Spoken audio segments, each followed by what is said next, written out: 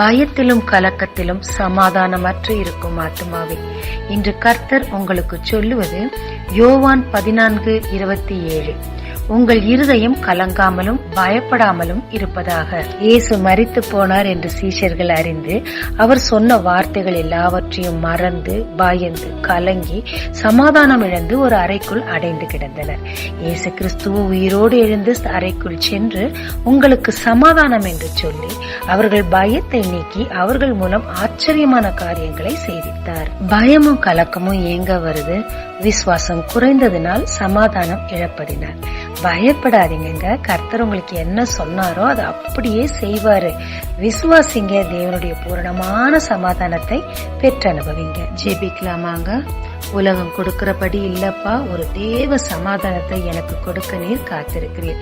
உம்மை பூரணமாய் விசுவாசிக்க பயத்தை விலக்க கிருபை தாரும். இயேசு மூலம் பிதாவே, ஆமென். இயேசு கிறிஸ்துவின் நாமத்தில் இந்த நாளில் உங்களை ஆசீர்வதிக்கும் ஜீசஸ் விஷன்.